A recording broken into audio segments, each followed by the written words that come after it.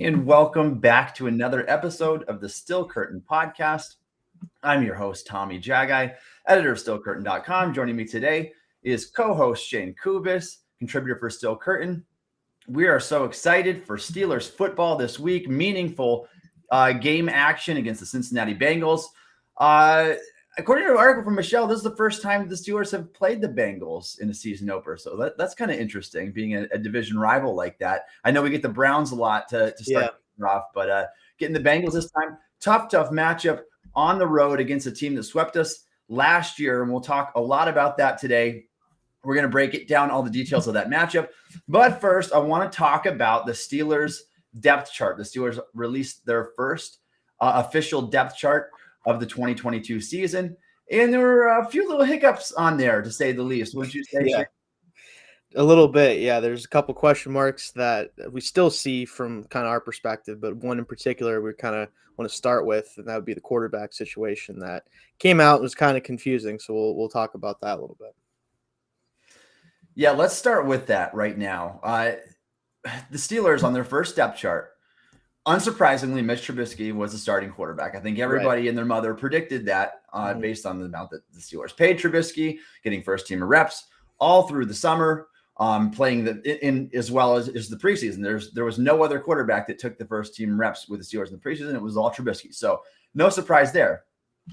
In the first depth chart that the Steelers released, Mason Rudolph was the backup quarterback. Right. And then that was, they later printed a redactment, if you will, and Kenny Pickett became the quarterback too. So fans are trying to figure out what happened there. Tomlin chalked it up to just being a clerical error, a copy and paste error, if you will. Are you buying that, Shayne? Do you think that that's all that it was? Is it anything more? The fans didn't really influence Tomlin's decision to change the quarterback, did they? No, I don't think so. I think that's definitely going a little too far. But I do think that there's a slight chance, and this is just kind of me thinking, because I know how Tomlin likes to kind of mess with the media sometimes and fans. Like, he just says stuff sometimes that kind of drives us nuts, which I think he knows that, and some of that's on purpose. But I wouldn't be surprised if maybe he did it as just kind of a thing to throw out there and get people all riled up for no reason. I mean, I know I'd probably do stuff like that if I was the head coach of a team. But I do think it's very likely that it could just have been legitimately a clerical error. I mean, stuff like that happens all the time. You know, we're just happy every time we get through a live show with anything messing up because it's hard. Like, stuff like that, like any social media, any sort of graphics, it can be, really easy to make a mistake. So I hope that's what it is, just because that means it was legitimately just a mistake.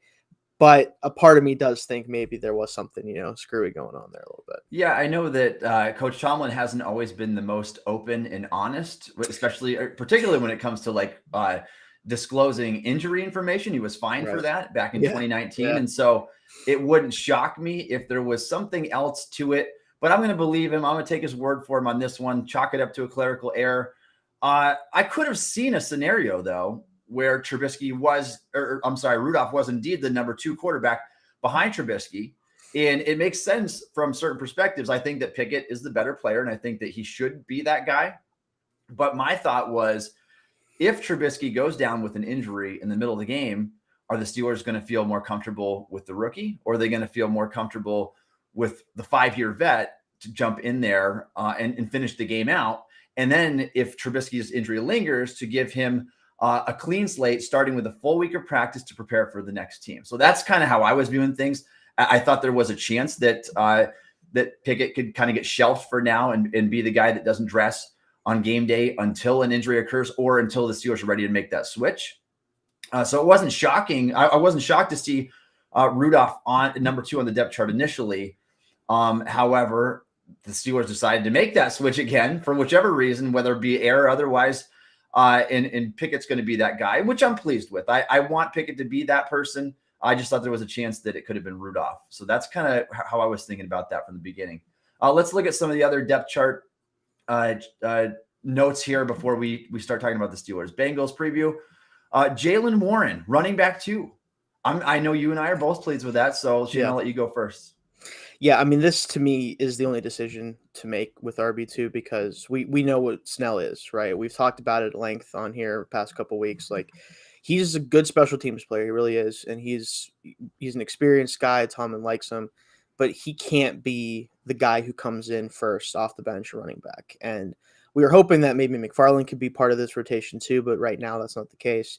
Being on the practice squad, if something happens, maybe that does change. But Warren being the number 2 does make me feel a lot better knowing that he is being listed there. He should be the first guy off the bench, whether it's because of Najee's needing a break or hopefully not due to injury. But at least if it was in that situation, I think Warren is way better equipped to handle that workload and to be a complementary to Najee compared to Snell. Yeah, I agree with you there for sure. And I think that this job had to go to Warren. Like, there's nothing about Snell's summer or the past 3 years as a runner that should indicate that he deserves to be second in line for carries. Now, I think that we can agree that the reason that Snell was kept around is because the guy carves out 300 plus snaps a year in the special teams department. And Tomlin clearly values that. That's why he got the roster spot over McFarland, who can't contribute in that facet of the game. So if something were to happen to Najee, heaven forbid, I think that it's Warren who gets a bulk of the carries. They probably do something by committee, but I think it's Warren that does that. And then I'd be really interested to see from there. Like, we don't want to see Harris getting hurt this year at all. No. But if that were to be the case, or if he re-aggravates this Liz Frank sprain, whatever, I'm sure it's McFarland coming up to the roster. Yeah. And then I would be very interested to see how they divvy out carries from there. Like, I wouldn't be surprised if McFarland was promoted in the event of a Najee injury, if it's a combination of Warren and McFarland that primarily handle the carries from the backfield, with Snell just being still that primary special teams guy. So interesting to note there.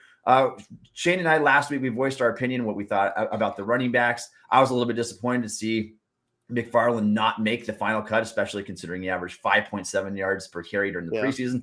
Busted off a few big runs, looked twitchy, explosive, better in the receiving game.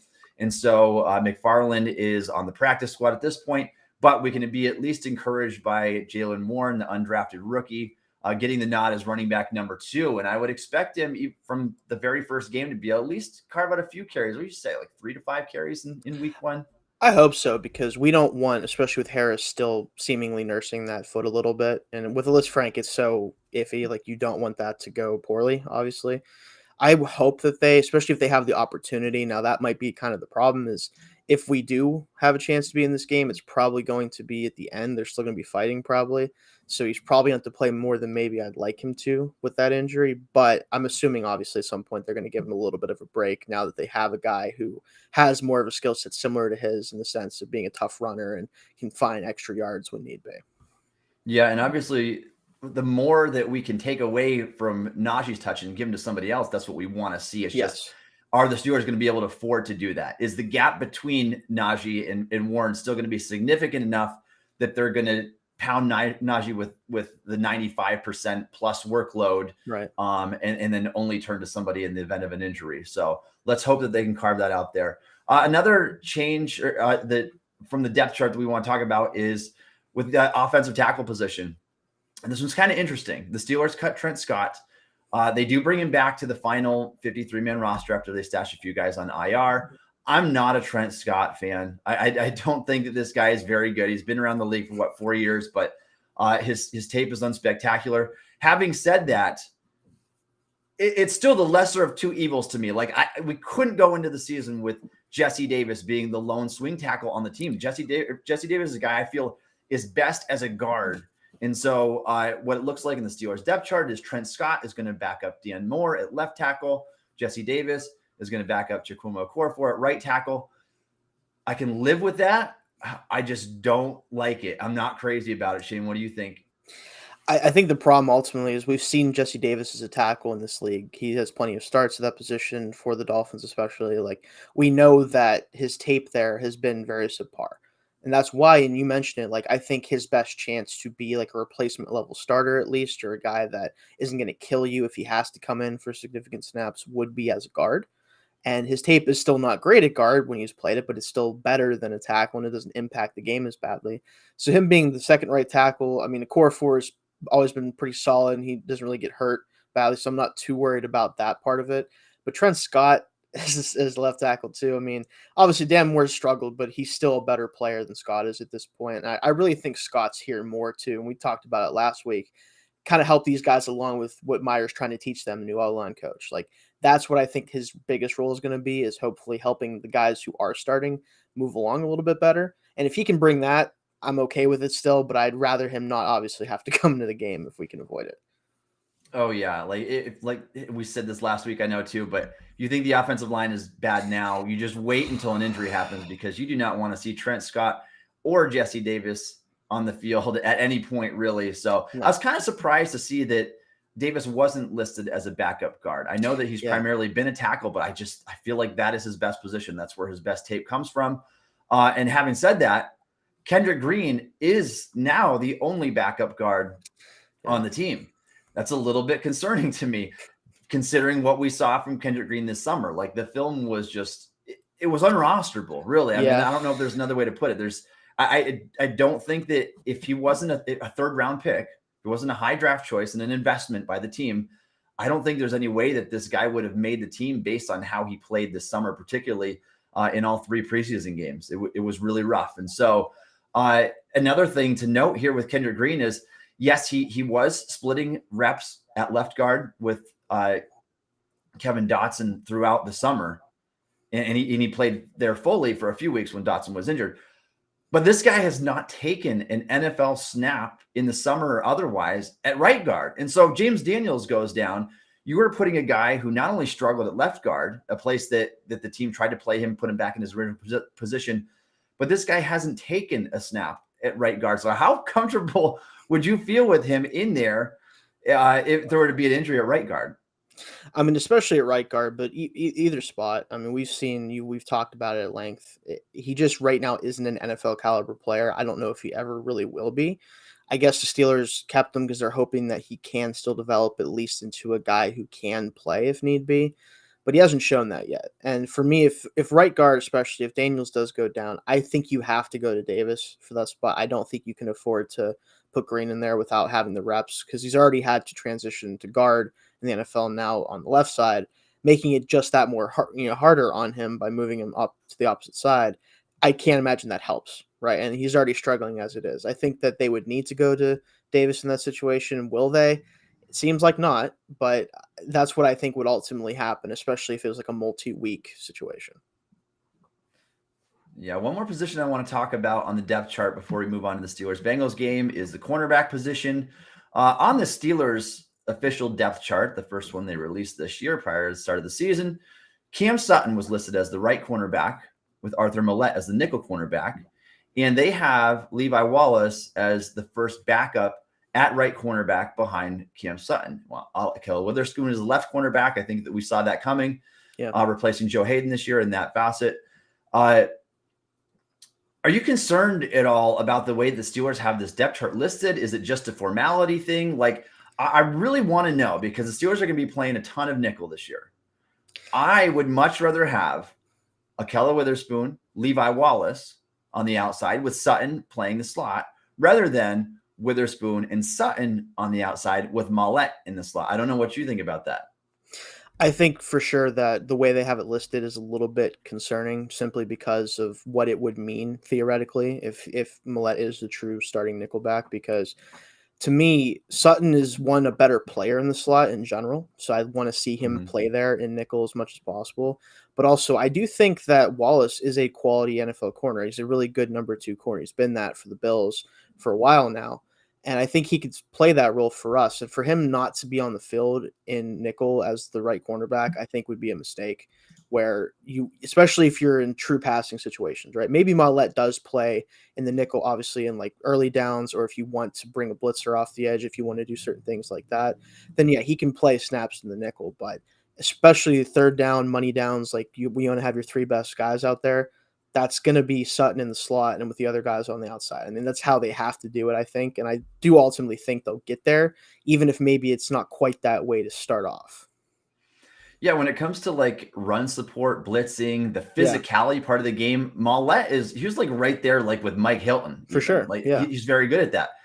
He just happens to be a major liability in coverage. And this is nothing new. It wasn't just last season with the Steelers. It was, you go back to look at his tape with the Jets, it was all the same. I mean, allowing a 100+ career passer rating when targeted, and just beat routinely down the field. I think he allowed something like 13 plus yards per catch, which from the slot, that's not what you should be doing as a nickel cornerback. And so that the depth chart has me a little bit concerned. However, I would have to think that the Steelers are going to understand what their best lineup is, and that's going to be Witherspoon and Wallace on the outside, your 6 foot plus corners, with Sutton in the slot, which is a natural position anyway. I think that's where Sutton thrives. So that's one that we definitely want to keep an eye on, particularly early in the season. We'll see what the Steelers do this game. All right, let's talk about the Steelers versus Bengals week 1 matchup. The Steelers get a tough matchup against a divisional opponent. The Bengals, of course, won the division last year. The Steelers were just a game behind, though. Had one of those games against the Bengals gone the other way, the Steelers would have won the AFC North last year, and maybe we have been looking at different results in the playoffs. I don't know. Probably not with the way that the offense and Ben Roethlisberger played last year. So probably wouldn't have made much of a difference anyway. But it has bigger implications than you might think, even though it's a week 1 game. We could be tallying up records by the end of the season saying, man, if Steelers only would have won this game against the Bengals, things could have gone differently this season. So last year, the Steelers obviously swept by the Bengals, 0-2. They weren't close games either. I mean, the first one was within reach. The second one was an utter blowout. Ultimately, they were outscored 65-20 in their first 2 contests, or their only 2 contests of the Bengals last year. So not a very good matchup for the Steelers last season. Do you see that being any different this year?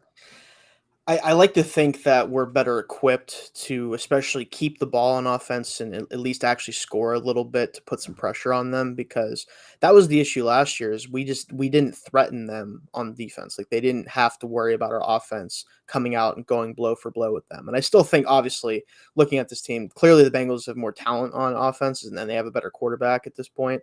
So they're still going to be having the edge there. But if we can at least give our defense a chance to go make a play, to have a big play actually impact the game, opposed to just kind of making it look a little bit better, that I think is going to be what they have to do to make it even just having a shot at competing with them this year. Yeah, I agree. And it was a combination of things. It wasn't just the passing game, even though the Bengals were one of the best passing teams in terms of yards per attempt, efficiency, pretty much every metric last year. But in the final game, the Steelers actually kept Burrow in check. He only had 190 passing yards with a touchdown and an interception. The damage was done on the ground when Mixon carved him up for, I think it was 168 yards and a pair of scores. And so not what we want to see. We're obviously hoping the run defense is much better this year. So let's talk about some of the biggest matchups that we're going to watch this year before we break down the rest of the game. The first one, I think that we all want to see, and we're having our fingers crossed that this is going to go better than we hope, is Steelers left tackle Dan Moore against Trey Hendrickson, who happens, in my opinion, I think, to be one of the more underrated edge defenders in the NFL. Dan Moore is coming off of a pretty bad 3-game stretch in the preseason. Wasn't particularly good really at any point during his rookie year. He's a toolsy guy. He's long. He's a guy that we obviously hope takes a step in the right direction this year. When you're playing in a position as important as left tackle, you want that guy to be a foundational piece of your offensive line. You want to have the trust that he's going to be able to protect the blind side of that quarterback. Hendrickson last year was really good. I think he had 14 sacks. He can really get around that edge. And what's the game plan here? The Steelers, they're notoriously bad for not offering help to their offensive tackles. Are they going to roll with the same game plan in week 1 this year, or what do they do? I think that there's 2 things that I think that they should do, and one of them I think they definitely will. So I think the first thing that they need to do is roll Trubisky away from Hendrickson, right? You want to keep him on the move to his right. You want to do a lot of boots, play actions off that to that side where he has to then run and chase, opposed to being able to just bend the edge and get right to Trubisky. That's going to be a big thing. And Mitch has to be aware of that too, because when they don't do that, he needs to know, okay, I need to give Dan a chance by moving up in the pocket, letting him kind of keep him around the edge, because that's what Hendrickson's going to try to do. He wants to dip the edge and get around. If he can even just push him by, right? Because that's what a lot of the great quarterbacks to avoid that type of pressure, they step up, let their tackles just kind of guide the guy around the edge, and it gives them that extra second or two to not have to worry about immediate pressure. So that's what they can do and what Trubisky can do. I hope, and you just mentioned that they don't really do this, but I think they need to have someone chip, or even a running back like Harris needs to come in, and even if he's running a route, bump him on his way out to the flats or whatever route he might be running. Just give him something to have to worry about other than just having to beat Moore one-on-one. Like that's just not something that he's going to consistently win at this point, especially now in his career. Hopefully he'll get to that point. Maybe the next time we play this team, it won't be as necessary. But right now, from what we've seen, that has to be part of the game plan, I think. Yeah, and the Steelers, I mean, they obviously have to know that offensive line is going to be one of the weaknesses of their team this year. I don't think that they're oblivious to that. No. What they need to do, though, is it needs to go game by game, really. And depending on the matchup you are. So this particular matchup, I feel all right with Okorafor against Sam Hubbard on the opposite side. Yeah, I think for sure. I would be kind of surprised if Okorafor really got beat up over there. And so knowing that and what you're getting into, and you're going against a quality player like Hendrickson who can really get after the quarterback, I think you have to chip often on Dan Moore's side over there, whether that be with a running back, tight end, whatever you want to do, but just get him a little bit uncomfortable, allow that extra second or so for Dan Moore to set his feet and to square up and to really be able to help him handle his own. And because that's a matchup that if Trey Hendrickson gets a few good plays in there, gets a swipe at the ball, whatever, those are game-changing things. And so that's certainly a matchup to keep an eye on this week. We want to see some promise from Dan Moore. If he looks like he did against Josh Allen in the Jacksonville preseason game, I don't know, I'll be pulling my hair out or something, but it's just not something that we want to see happen here. Let's talk about the next matchup that we have pinned here, and that is the Steelers cornerbacks against a very talented Bengals wide receiver corps that includes Jamar Chase and T. Higgins. Particularly the outside receivers is one I want to focus on. Like Witherspoon didn't play a lot last year, but the final 6 games I was very impressed with. I think that Witherspoon at the left cornerback spot, I think he's going to be much more well-equipped to handle these receivers, particularly than what maybe a Levi Wallace or a Cam Sutton would on the opposite side. So if Sutton's the guy that ends up playing outside in nickel, or it looks like he's going to be that guy in base at least, he's got a major size disadvantage against T. Higgins. And when Higgins is on that side, we're talking about the difference between 5'11" and 6'4". And Sutton's length is well below average for an outside cornerback. When it comes to Levi Wallace playing that spot, he's got a major speed disadvantage, particularly if Jamar Chase is over there. We're talking 4.38 speed for Jamar Chase and roughly 4.6 speed for Levi Wallace. That's a significant disadvantage. If we go back and put on the game film last year, it was Joe Hayden and it was James Pierre, 2 of the slower cornerbacks on the roster who were really beat by speed at times, particularly by Chase, who just dusted them down the field. And so that is something I'm a little bit concerned about. And so I don't know, how do you feel about the cornerback matchups this week? I don't think I really feel confident about anything other than Akello trying to handle Chase just because he has the size to do it and he's a better athlete than the other two. I think that they need to kind of have him chase him around and run with him to a certain degree if they want to try to keep him in check. But then you do find yourself in a position then, like, who's going to guard Higgins? Because no one has the size, and you don't want to have to double him over the top with a safety because then you can't do that to Chase consistently unless you want to give the whole middle of the field open to Tyler Boyd. Then another problem we have to deal with. I mean, that's kind of the issue with this whole Bengals receiver group for everybody, right? Even teams who have corners who are capable of checking these guys, Chase kind of beat everybody he went up against last year. So that really is kind of thrown out the window. But then Higgins can beat you on the 50-50 balls. Boyd is still one of the better slot receivers, separators in the middle of the field. There really isn't any part of the field they can't attack at any given moment.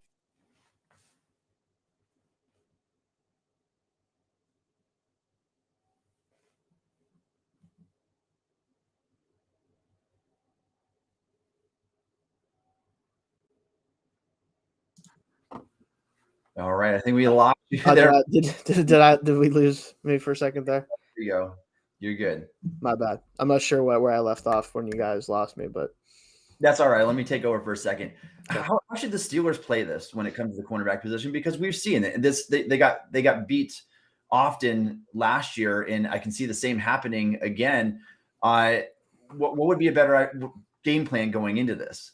To leave Akello on an island and offer help on the opposite side, or to just put a safety over the top wherever Jamar Chase is? Like, I think T. Higgins can kill you either way as well. He's that good of a receiver.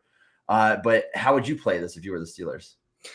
Right, and I think the problem is, like, if you keep somebody over the top of Chase to just prevent him from beating you on a true just go route down the field and scoring on it, because that's what happened against Pierre last year. You don't want to have that situation come up again.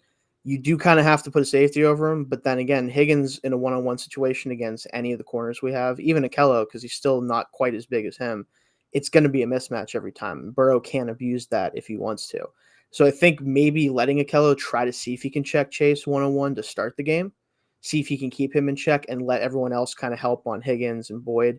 That's probably where I would start, just because I feel more confident about trying that than about giving Higgins one-on-ones on the deep shots down the field and one-on-one balls, because those, it doesn't matter if he's covered or not. That's kind of the concern with Chase. At least you have a chance where if you can't stay with him, he's not as good at that as Higgins is. I would definitely start with that approach and then seeing if you can funnel things inside to see if the linebackers can help with Boyd and stuff like that.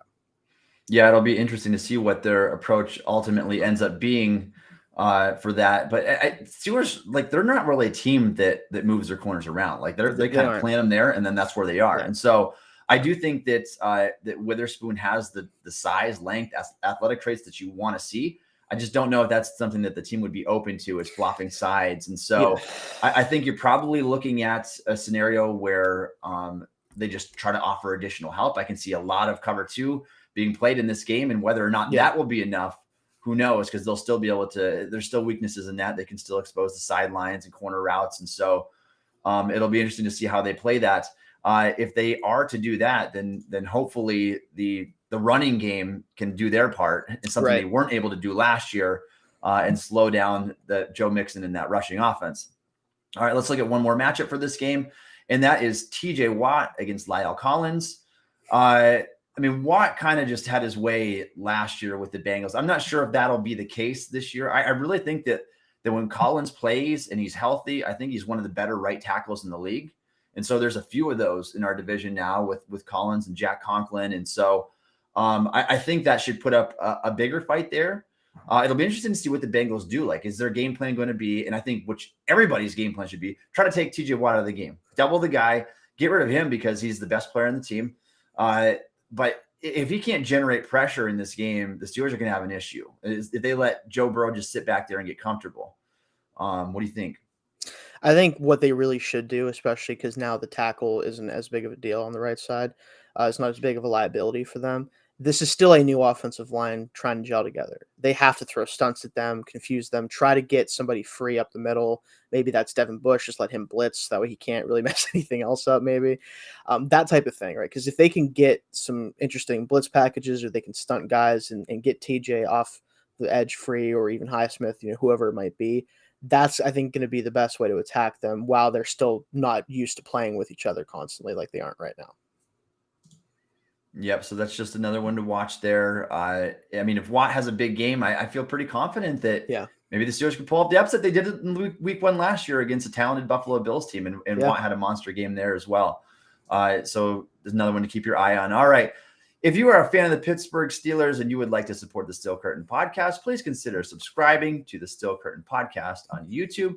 We appreciate your support. Let's get into our week 1 preview for Steelers versus Bengals. And first up, kind of an important note here that maybe is not quite getting enough recognition yet at this point is Diontae Johnson going to play in this game? And this is a guy who got knocked out very early in the preseason finale with a shoulder injury. We saw pictures of him from some of the beat reporters just the other day. He was not practicing. He was not in pads. He had his jersey halfway on, and he was kind of just walking through individual work, but he was not practicing with the team. We just talked about early in the podcast how Tomlin always hasn't been the most transparent coach when it comes to disclosing injury information. Is this shoulder injury worse than we're led on to believe? Like, I know that there was a report out today that beat reporter Brian Batko, he said that this could be a little bit worse than people are initially indicating. Not bad enough for Johnson to land on the 4-week IR, but bad enough potentially to hold him out of this game. So what kind of implications would that have on the team? I think it's interesting because I know the quote from Tomlin about both Watt and Johnson after that preseason game was that if it was a regular season game, they'd probably be back in. Yes. So that's why initially when that came out, like I was thinking, okay, Johnson should be fine by the time the season starts. But again, we've been getting reports with him not practicing, and that report, like, it is a concern for me a little bit. Now, I do feel like at this point, he's going to play. And I feel like it's mostly because they know how important this game is, right? This is a chance for them to come out and show like they can play with this team. And that's what they couldn't do at all. We talked about it last year. They could not compete with the Bengals whatsoever. They are the reigning AFC champions. Like, this is a huge game. And I think unless Johnson truly doesn't think he can perform and Tomlin doesn't think he can perform, I do expect him to be out there. Maybe he doesn't play quite as many snaps as he would normally. Maybe he doesn't have some of the stuff that he normally would do. Maybe he, because we know how crazy he is after the catch, he does all sorts of wild stuff. Maybe tones that down a little bit. But I'd be surprised if he doesn't play at least a little bit, unless that injury truly is worse than we imagine and he just can't simply play. Yeah, and it was Tomlin's words that you mentioned that like put us at ease to begin with. Bit, like, all right, if it's a regular season game, this guy's out there. But the fact that he's not practicing so far, it's a little bit alarming. We'll keep checking the practice report throughout the week. That's going to be the indicator. That's what Tomlin said to look to. And so if Johnson starts practicing, I'm very confident he's going to play. If he goes the whole week without practicing, there's almost no chance that he plays. He'd have to make it through walkthroughs. And that's just something you want to see by Friday. You need to really see Diontae Johnson out there practicing with the team, or it's not a good sign. And so if Johnson doesn't play for this game, how much does that affect the Steelers offense? Like, I'm very impressed with what we've seen from George Pickens, obviously, but then it bumps everybody down a slot. And so in 11 personnel, instead of having Johnson, Pickens, and Claypool, you have Pickens, Claypool, and whoever else they're going to throw in there. I don't know if that's going to be Olszewski and put him in the slot with the two other guys outside, or Steven Sims, or have Miles Boykin outside with Claypool in the slot still. So be interesting to see what Steelers would do there. Obviously, your offensive firepower is not going to be as strong, though, with Johnson out, I should say. No, and I think that realistically, I would just expect to see a lot of 12 personnel if he doesn't play. I don't think they're going to play any of the other receivers significant snaps, at least not nearly as many as Johnson would normally play. I think it does change their game plan to a certain degree. I think we're going to see a lot of that anyway, maybe, but not as much as we would if he can't go at all. Yeah, I agree. I think a lot of 12 personnel. If Johnson's not out there, I mean, they could really limit that three wide receiver sets, the 11 personnel groupings. And so I mean, I'm interested to see who that guy would be that they trust and what they would do at that point. Do they try to keep Claypool in the slot where he's been playing a lot this summer, or do they try to move him outside and put one of the smaller, shiftier receivers in the slot? So let's hope that we don't have to encounter that. We're hoping that Johnson's ready to go this week. And so we'll keep an eye on that and we'll watch the injury report. All right. Mitch Trubisky's first game coming up as a Pittsburgh Steeler looked promising in the preseason. I thought his yards per attempt, his ability to escape outside the pocket, roll out, make plays. What are our expectations for Trubisky this week? I know that there's a lot on him. There's a lot riding on this game and probably his performance, because everything that he does from this point on is going to be his audition, basically, to keep his job moving forward, to increase his value when he most likely does hit the market next year, or when the Steelers look to trade him or cut him or whatever the case may be, because we know that at some point Kenny Pickett's going to be that guy. Trubisky needs to prove himself, and he's got to do it early. And so what do you expect from Trubisky in this first game with the Steelers? I think what I want to see from him is, one, I want to see not many turnover worthy plays, if any at all. That's a big thing. Mm-hmm. He needs to definitely keep the ball, because we can't let our defense do what they've been in the last 2 years, where they're out there constantly and they're trying to make up for what the offense is doing. Retain the football. You don't have to necessarily be super explosive, but you have to at least keep the football a little bit. Make sure the time of possession isn't hugely in favor of the Bengals, where they can control and dictate the game. I also want to see him in general try to use his legs as much as possible to escape pressure, because we know it's coming, right? With this offensive line, it's unfortunate, but that's where we're at, right? That's part of why Trubisky's here. It's why Pickett was drafted. They needed mobility, and they knew it, and it's where the game's going anyway, but it's especially important with an offensive line like this. You know, don't be afraid to use your legs, run for first downs if there's a window for it. Don't force throws when they're not there. That, falls back into the turnover-worthy plays. You want to keep those down. And lastly, just don't play hero ball. Don't be the guy that tries to make everything happen for the offense. Play within the structure of the offense. Trust what you're looking at. And I think if he does all those things, the offense will be just fine. Maybe not spectacular, but good enough to give ourselves a chance to win. Yeah, ideally, you're hoping that Trubisky only has to put up like 24 points. Like we're hoping that the Steelers defense can do their job, that the running game can be good enough. And so that Trubisky, can more or less manage the game, and we still want to see him extend the play. That's Right. what he's good at. And so I don't mind seeing him do that. I don't mind seeing him take off and run with the football. Whatever's going to move the chains, control the time of possession, give the defense time to rest from the bench, and play ball control football. Anytime you control the ball, you're going to have a chance to win. The Steelers last year were 0-5-1 in any game where they weren't even or higher in the turnover department. And so they lose everything because they just don't have enough offensive firepower to make up for it. And maybe they will have more of that this year, going from a 39-year-old Ben to a much more athletic, younger Mitch Trubisky. But it probably won't be enough, especially considering the offensive line and who knows how much the run game is going to improve. And so they need to play ball control. They need to control the time of clock and just allow their defense to do their thing. And then I'm hoping that that's going to be enough for the Steelers to stay in this game. Having said that, let's talk about our keys to success this week. Shane, I'll let you go first. What's your key to success for the Steelers? I think the first thing is you have to disrupt Burrow, right? You can't let him have free reign to attack downfield. We saw how effective they were last year. Now that he has, Jamar Chase and T. Higgins playing well, their efficiency on the deep passing game was just ridiculous. It was it's something that I think is probably not going to be repeatable, just because not even a talent issue, just it's hard to do that so consistently like they did last year. But you have to keep him from being able to do that constantly, because he's going to try to do that against a secondary that outside of Minkah Fitzpatrick and Witherspoon, there's not a ton of athleticism out there. Edmonds isn't a good athlete, but he's not the best cover player still at this point. He's going to attack down the field, and if they let him do that, even with the improved secondary, I think from where we kind of ended things last year, especially, it's still not what I want to see. And I think that, again, taking away his deep passing game, and they have to establish the run on offense. And this goes back to the time of possession talk. If you keep the ball away from him, that's your best way to win this game. The defense needs to be able to rest. They need to be ready to really get after him on third downs, keep him from converting those key situations. And that starts, again, by keeping the ball and letting Harris kind of dictate the game, hopefully as well. All right, yeah. Let me give you one offensively. I think it's going to be the offensive line. I think the line needs to hold up. I think that Trubisky is an established enough player. He's got the wins under his belt. His win percentage is good. He's a pretty efficient quarterback with the football.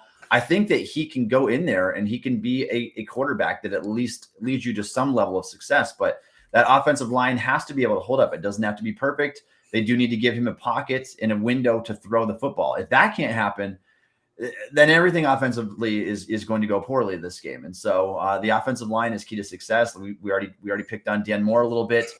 If Dan Moore can hold up, I think that's where the real task is going to be. I mean, I think that the Bengals have a very good front seven, but I think the biggest task is going to be Moore versus Hendrickson. He needs to hold up his end of the deal over there, give the Steelers a chance to make some plays down the field. And so defensively, I think that we're looking at just stopping Joe Mixon. And I know that the passing game, obviously, the Bengals should scare everybody that they play in terms of their passing offense. And they were one of the best in the league at it last year. But the Steelers couldn't stop a nosebleed last year. I mean, Mixon gashed them in that second game when they actually finally did a good job stopping Joe Burrow and holding him to under 200 passing yards and an even touchdown to interception ratio. But they were gashed routinely. I see that going a little bit better this time around. I think that the Steelers have made a point of emphasis that they're going to stop the run. I think getting Miles Jack was part of that, a guy that can come downhill and thump people there, but also bolstering the depth of the defensive line. I mean, these guys, they're 7 deep now, really. And I think all 7 of those guys are going to get into that rotation this very week. And we just didn't have that last year. Tuitt was out for the season, ended up retiring. Alulu missed all but 15 games last year, missed both contests against the Bengals.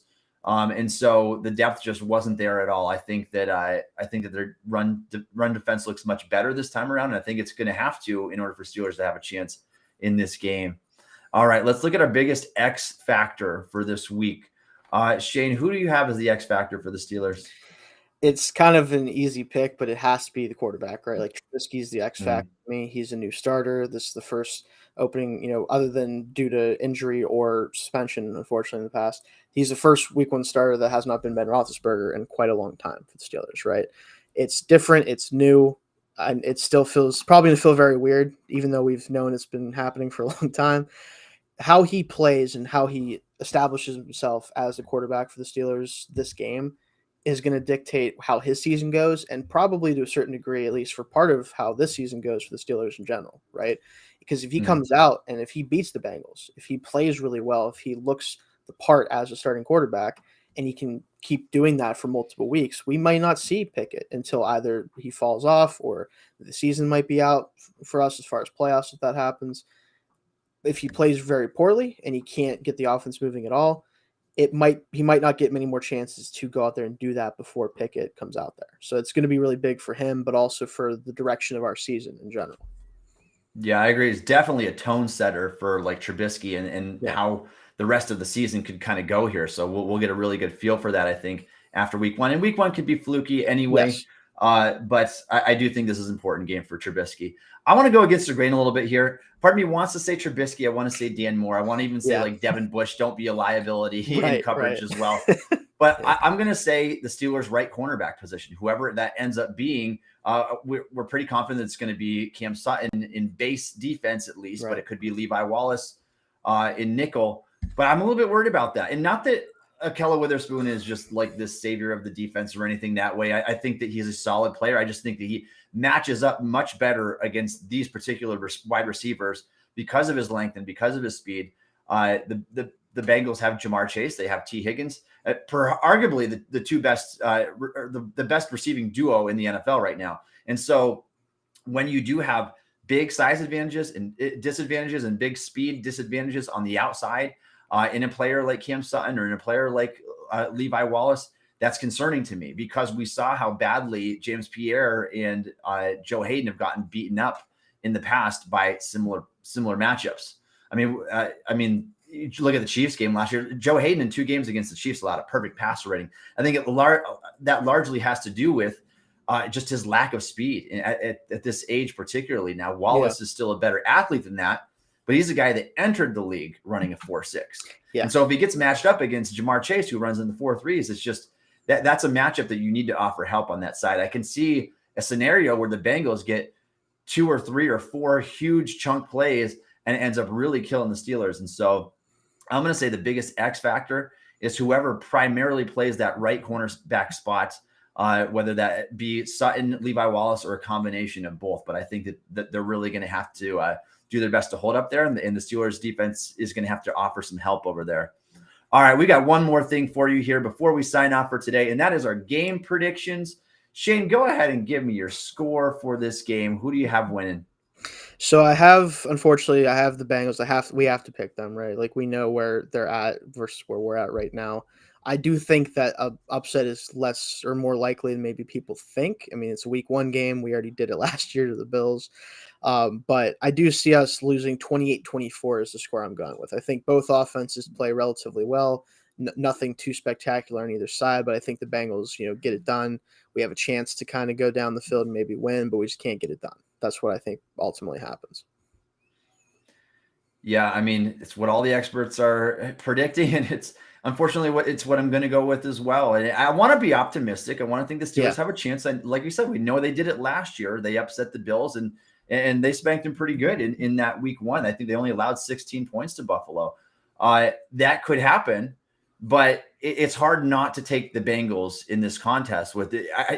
For one reason, I just don't think that the Steelers match up particularly well when the receivers versus cornerbacks. Receiver is the strength of the Bengals team and perhaps the strongest receiving core in the league against a below average cornerbacks, if you will. And so I think that that's a tough matchup.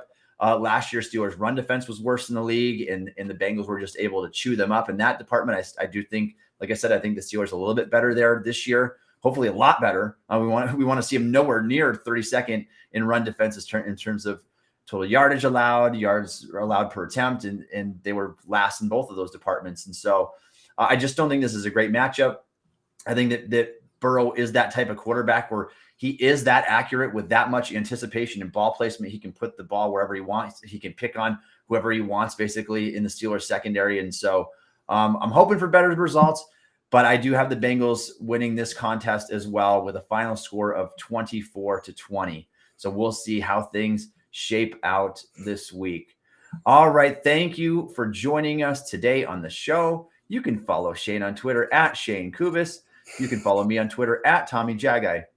You can download the Still Curtain podcast wherever you get your podcast, and also check us out on YouTube. And thanks for listening to the Still Curtain podcast.